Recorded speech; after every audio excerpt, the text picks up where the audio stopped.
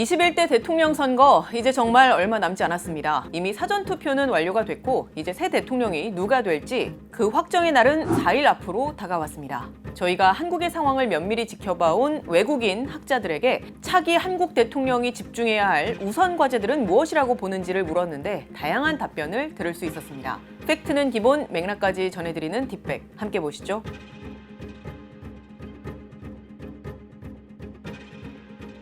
우선 저희가 외국인 전문가 4명에게 이런 공통 질문을 던졌습니다. 현재 한국이 직면한 가장 시급한 과제 또는 위기는 무엇이라고 생각하는지, 그리고 이러한 과제를 해결하기 위해서 차기 한국 지도자는 무엇을 우선시해야 하겠는지 이 질문들을 건넸거든요. 이에 대해서 경제학자인 데니 라이프지거 교수의 이야기부터 말씀을 드리겠습니다. 데니 라이프지거 교수는요, 조지 워싱턴 대학교 국제경영학과 교수이자 경제개발 정책 싱크탱크인 그로스 다이얼로그의 상무이사입니다. 그리고 세계은행 빈곤 감축 및 경제관리 프로그램 부총재를 역임을 했는데요. 1997년에 한국에 대한 긴급 구제금융 대출을 준비하는 팀을 이끌었거든요. 오랫동안 한국을 지켜봐온 경제학자로 동아시아에서 온 교훈, 그리고 한국, 성숙으로의 전환, 이러한 책들을 출간하기도 했습니다. 그의 답변은 단기 과제, 중기 과제, 그리고 장기 과제, 이렇게 3가지를 언급했습니다. 구조적으로 표현해보자면 이렇습니다. 보시다시피 단기 과제는 미국과의 무역관계, 그리고 중기 과제는 미중 패권 경쟁, 그리고 장기 과제는 저출산과 그 인구 감소로 인한 재정적 어려움입니다. 직접 그의 이야기를 들어보시겠습니다. I think short-term trade, medium-term China-US, long-term demographics and fiscal challenges. And in the long term, I have written a bit about the demographic challenges for Korea, with the lowest fertility rate in the world and a declining population.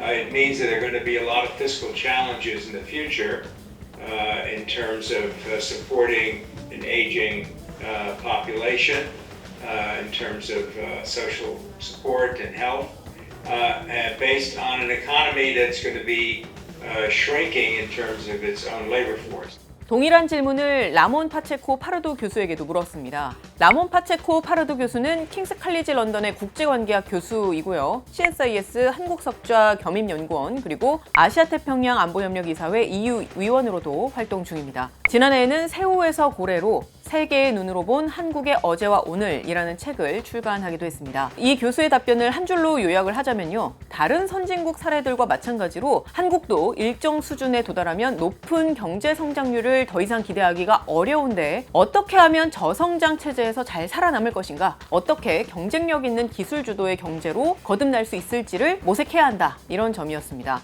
그의 답변도 직접 들어보시겠습니다. The biggest challenge that South Korea is facing is getting used to a low growth model. And what we see with Western Europe, what we see with Japan, for example, is that when you reach a certain level of development, 3, 4, 5% growth doesn't happen anymore. So Korea is doing quite well in terms of GDP growth per capita, but GDP growth is going to be lower for the foreseeable future. Korea needs to see how it can be a technology-driven, innovation-driven economy that is going to compete with the US, with Western Europe, with Japan, and with other similar economies. 동일한 공통 질문을 에릭 모브랜드 교수에게도 물었습니다. 에릭 모브랜드 교수는요, 서울대학교 국제대학원 교수로 미국 싱크탱크인 랜드의 한국 석좌를 역임한 바 있습니다. 2019년에는 탑다운 디모크러시 인 사우스 코리아를 집필하면서 한국에 대한 연구를 이어왔습니다. 그의 답변을 한 줄로 요약하면요, 최근 한국이 겪은 가장 큰 전례가 없었던 위기는 계엄령 사태였는데 이미 이건 해결이 되었다고 했고, 많은 청년들이 겪고 있는 미래에 대한 좌절감을 또 다른 중요한 과제로 봤습니다. The martial law episode clearly is the biggest crisis we've had in some time. There were a few moments of genuine uncertainty about whether the proper legal procedure would occur. Fortunately, it has. I think a lot of younger South Koreans feel frustrated about their future life, career, education prospects. There are real crises here, but it was so high in Korea. Trust that if I study hard, if I work hard, I will be able to build that kind of life that I aspire to. This has dissipated rather quickly. 마지막으로 동일한 공통 질문을 리디거 프랑크 교수에게 물었습니다. 리디거 프랑크 교수는 오스트리아 빈 대학교의 동아시아학과 교수이자 유럽 북한 연구센터의 소장입니다. 김일성 종합대학 유학 경험이 있는 북한 전문가로 북한 여행, 유럽 최고 북한통의 30년 탐사 리포트, 북한, 전체주의 국가의 내부 관점 이러한 책들을 출간한 바 있습니다. 그의 답변은요. 한국을 둘러싼 국제 정세가 우리가 익숙했던 과거보다 더욱 예측하기가 어려운 방향으로 변화하고 있다는 점을 짚었습니다. For 80 years, the Republic of Korea has operated in either a bipolar world during the Cold War or a unipolar world dominated by the United States. For the next few years or even decades, the world will be a much more messy, competitive, and uncertain environment than we have been used to. The real challenge now is to first recognize this new situation quickly and to find a way to actively shape Korea's place in it. 그러면 이 전문가들이 한국의 차기 대통령이 구체적으로 어떤 것들을 우선적으로 해결해야 한다고 봤는지 궁금합니다.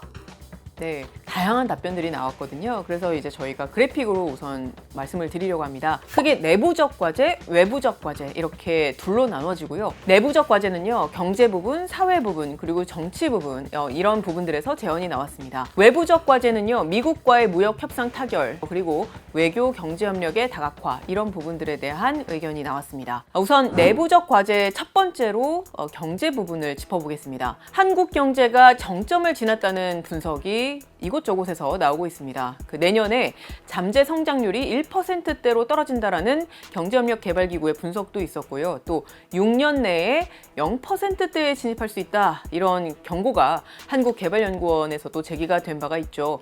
세계은행 부총재를 지냈던 라이프지거 교수에게 일각에서는 한국 경제를 두고 1997년 금융위기보다 더 심각하다라는 주장까지 제기가 되고 있는데 이러한 경기 침체가 지속된다면 어떤 구조적인 개혁이 필요하겠느냐 라고 물었거든요. 그는 일단 1997년이랑 같은 상황은 아니라고 했습니다. 다만 최근 경제 성장률을 보면 IMF나 다른 기관들이 한국의 성장 가능성을 예상했던 것보다 훨씬 낮은 점을 우려했습니다. 그러면서 내부적으로는 노동시장의 개혁이라든지 주택 부문의 개혁, 그리고 연금 개혁 등 개혁이 필요한 분야가 많다고 했는데요. I think some structural reforms are probably required. Some maybe in the labor market. I think there probably has to be further pension reform. And then depending on how ambitious the new president wants to be, I would look at the housing sector. Households are deeply indebted. 2/3 of the mortgages are floating rate. There's no reason for that. You can move to fixed rates. Banks can do it. In other countries you have fixed rate mortgages. 이러한 구조적 문제들이 물론 과거에도 잘 파악이 되긴 했지만 근본적인 조치는 취해지지 않았다면서 그 이유에 대해서 이렇게 이야기를 했습니다. So, I mean, there are plenty of areas of structural reform. The problem is that these are one-term administrations. They spend the first year studying, then they spend years 2 and 3 maybe doing some things, but nothing too dramatic. And then in the fourth year they worry about re-election. So the problem is that many of these structural issues have been very well identified over the years, but not that much has been done to make the economy more resilient. 그리고 한국이 경쟁력을 가져야 하는 미래 산업, 미래 기술에 대한 합의가 필요하다는 제언도 나왔습니다. 말하자면 특화된 특정 분야를 키워낼 수 있도록 어떤 분야에 집중할지 사회적인 깊은 수기가 필요하다는 건데요. There's going to be a need for a consensus on the technologies of the future that Korea should be competitive. So I think the government, the opposition, the private sector, the university sector are going to need to sit down together and think about which sectors we want Korea to be competitive in the future. No country can do everything when it comes to new technologies. We see, for example, even the US is asking Korea for support in the semiconductor sector, in the shipping industry. 앞서 노동시장 개혁에 대한 이야기도 이미 나왔습니다만 좀 더 구체적으로 더 많은, 더 다양한 이들의 노동력 참여가 늘어야 한다라는 제언도 나왔습니다. Policy that South Korea will need to pursue is trying to maximize labor force participation. I think more women have to stay for even longer in the workforce. This also involves the question of how many migrants the country wants to accept into the country to maximize the number of workers as well. And this is something that I think in the case of Korea there is a debate, but it is still unresolved. 다음은 사회 분야 그리고 정치 분야입니다. 통계청에 따르면 올해 3월 청년 실업률은 7.5%인데요. 이 숫자는 코로나19로 실업률이 10%대로 껑충 뛰었던 2021년 이후 4년 만에 가장 높은 수치입니다. 올해 4월은요, 7.3%로 3월보다 0.2%포인트가 낮아지긴 했지만 지난해 4월과 비교를 하면요, 0.5%포인트가 더 늘어난 수치입니다. 이렇게 중요한 사회적 문제가 된 청년 실업이라는 일자리 창출, 고용의 문제도 결국 교육, 그리고 한국 노동의 미래, 이러한 부분들과 함께 맞물려서 깊이 고민을 해야 한다, 이런 제언도 나왔습니다. We have an education system that was built for needs of the past, and I think it is increasingly disconnected from the economic reality of the present. And so there are important questions to be raised about how are we using education resources? Are we using those energies in a way that is positive for them and their futures and for their families? In all sorts of senses. 그럼 그 전문가들이 이러한 문제를 해결하기 위해서 꼭 필요하다고 공통적으로 짚은 부분이 있을까요? 그래서 세 분이 공통적으로 짚었던 부분이 저희가 이어서 말씀드리려고 했던 정치 부분입니다. 앞서 말씀드린 내용들이 사실 한국 사회만이 직면해 있는 문제라고 보기엔 또 어려운, 그러니까 다른 국가들도 같이 겪고 있는 문제들도 분명 있습니다. 이미 우리 한국인들 그리고 역대 한국 정부에서도 잘 알고 있다는 인식을 보였습니다. 다만 대부분 공통적으로는 국민들이 원하는 바에 대한 국가적인 합의를 정당 정치가 이뤄내지 못했다고 지적을 했습니다. 한국에 근본적인 과제들이 있음에도 불구하고 정책 중심의 정치를 실현하지 못한다는 취지였습니다. Well, I think if you look at what's happened in Korea in the last year, but also over the last few years and the last few presidencies, I think that the national consensus of what the country's citizens want has proven elusive. I think the two parties are so intent on destroying one another that in the process they're forgetting that Korea is in a very vulnerable position economically, militarily, and politically. And I think many parliamentarians need to be made aware of the fact that they're making it impossible for the technocrats to deal satisfactorily with many of these challenges. My impression is that a large majority of Korean voters want to have politics that they won't hear about every single day. That every single day you have to see the opposition attacking the president or vice versa. You know, even the president attacking the opposition rather than focusing on the governance of the country. So I think that most Koreans would want to see a dialogue between the president and the opposition to see what policy is better to pursue in the negotiations with the Trump administration to benefit the Korean economy as a whole. And I think that's going to be something that the new Korean president will have to focus on.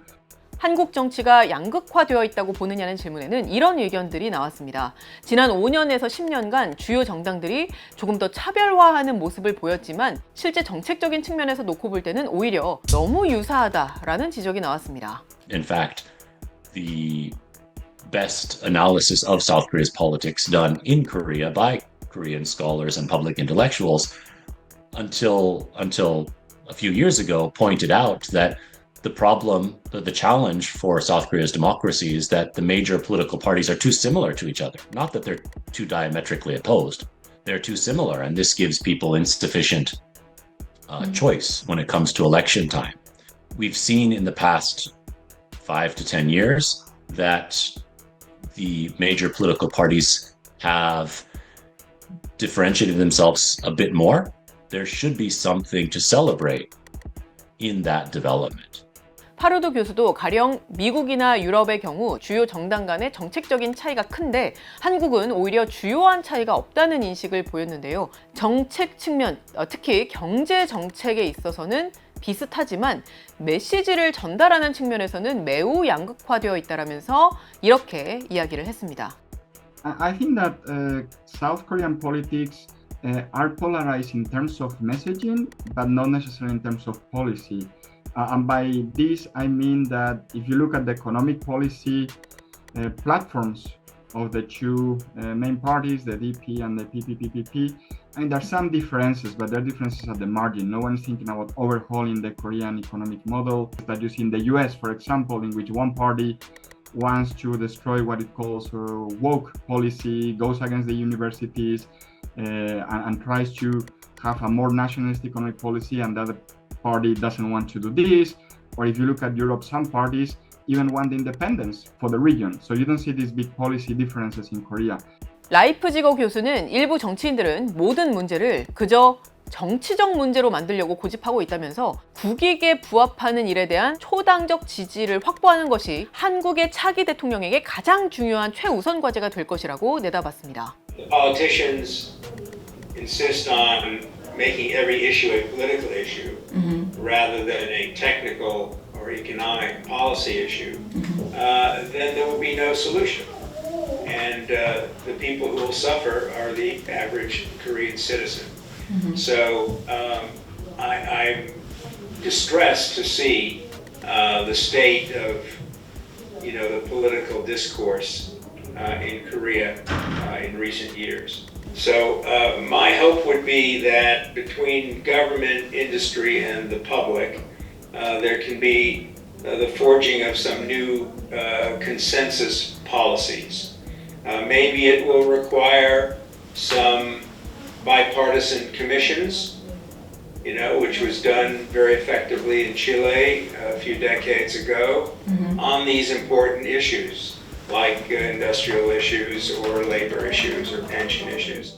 한국이 지금 외교적으로 굉장히 복잡한 상황에 놓여 있는 것 같은데 이 부분에 대해서는 어떤 제언들을 하셨나요? 우선은 미국 트럼프 행정부와의 관세 협상을 잘 타결을 해야 한다는 단기 과제 측면에서도 의견들이 나왔고요. 그리고 한미 동맹을 기반으로 해서 외교적 협력 그리고 경제적 협력을 다각화해야 한다는 의견들이 많았습니다. 물론 전문가들은 이 외부 과제가 비단 한국만의 과제가 아니고 다른 많은 국가들도 공통적으로 고민하고 있는 과제이긴 하지만 한국도 그 관세 협상도 또 외교 경제 협력의 다각화 전략도 잘 갖다듬어야 한다라고 강조를 하면서 이런 이야기들을 했습니다. I think, as an economist, I think that there's a lot wrong with the tariff policies of the current U.S. administration, but it serves no purpose to dwell on the fact that this is bad economic policy. They need to show that they have successfully gotten some good deals.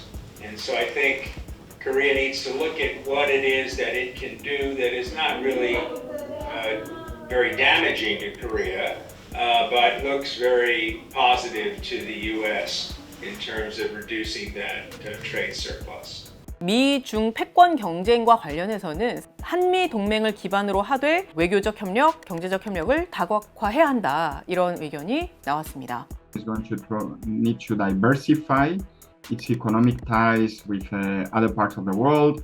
So there will need to be more trade, more investment with Southeast Asia, with Europe, with places such as Canada, Australia, Japan, or even Taiwan. 남북 관계와 관련해서는 심지어 북한 전문가인 리디거 프랑크 교수조차 북한과의 협력은 물론 환영할 만한 일이지만 지금 한국의 우선순위는 경제 문제, 국가 안보와 같은 다른 더 큰 과제들이라면서 이러한 더 시급한 국가적 목표에 집중할 수 있는 공간을 마련할 수 있도록 북한과의 긴장 상황을 관리할 필요가 있다. 이렇게 말했습니다. Concerning North Korea, at this point I think the next administration in Seoul should focus less on unification or even on bigger breakthroughs and much more on risk reduction. Of course, cooperation with the North would be welcome, but it's not something South Korea urgently needs right now. The priority should be to manage tensions, to prevent escalation, and to create the space to focus on more pressing national goals. 여기까지가 저희가 준비한 내용입니다. 저희가 이번에 외국인 전문가들의 시선으로 한국의 과제는 과연 무엇일지를 검토해봤는데요. 외국인들의 시선이 무조건 정답일 것이다 라는 취지가 전혀 아니고요. 때로는 외부에서 바라보는 시선이 더 날카로울 수도 있고 본질에 더 가까워지는데 최대한 더 많은 시선, 다양한 시선들을 보면 좋지 않을까 싶은 생각이 들어서 이번 편을 마련을 해봤습니다. 개인적으로 이번 콘텐츠를 준비하면서 제가 받은 인상은 많은 전문가들이 지금 한국이 매우 중요한 순간에 있다는 인식을 보였다라는 점이었습니다. 여러분도 아시다시피 새로 선출되는 대통령은 인수위 기간 없이 바로 다음 날 취임해서 임기를 시작하죠. 캐나다의 마크 카니 총리가 자국이 주재하는 주요 7개국 정상회의, 즉 G7 정상회의에 한국과 호주 둘 다 참석할 것을 기대한다라고 언급을 했는데요. 그만큼 아마 한국의 새 대통령은 취임한 지 한 2주 정도 된 시점에 결정을 해야 할 겁니다. 그러니까 트럼프 미국 대통령을 포함한 서방의 지도자들 그리고 일본의 이시바 총리까지 두루 만날 기회를 잡을 것인가 말 것인가를 고민을 할 텐데요. 만일 그때가 어렵다면 6월 24일부터 열리는 나토 정상회의에 참석을 해서 다른 지도자들을 만날 가능성도 배제할 수가 없습니다. 물론 여러 국가들이 참여하는 다자회의의 경우에는 딱 둘만 만나는 양자회담처럼 깊은 대화가 오가기는 여건상 쉽지는 않지만요. 그래도 어떤 결정적인 대화가 오갈지 모르는 만큼 미리 철저히 현안에 대한 입장과 대응을 잘 준비를 할 필요가 있겠습니다. 그리고 앞서도 여러 번 말씀드렸듯이 지금 이 상황은 한국만 직면한 상황은 아니긴 하지만요. 리디거 프랑크 교수는 세계는 19세기 후반과 20세기 초반에 이미 이런 상황을 겪었고 우리 모두는 그 사건이 한국에 어떤 결과를 가져왔는지 알고 있다. 따라서 그 역사가 반복되지 않도록 하는 것이 절대적으로 중요하다. 이렇게 말했습니다. 한국의 차기 지도자도 이러한 상황 인식 아래 지금 한국에 가장 필요한 국익이라는 게 과연 무엇일지 단기적인 관점뿐만 아니라 중장기적 관점까지 다 두루 포괄적으로 분야별로 잘 살펴서 우선 과제에 집중할 수 있도록 리더십을 발휘했으면 좋겠다 하는 생각이 듭니다. 그리고 혹시나 저희가 다뤘으면 하는 주제가 있으시면 지금 이 영상의 댓글도 좋고요. 저희가 별도로 운영하고 있는 SNS 계정에도 의견을 남겨주시면 저희가 적극 참고하고 반영을 하도록 하겠습니다. 긴 시간 시청해 주셔서 고맙습니다. 지금까지 딥백의 김혜영이었습니다.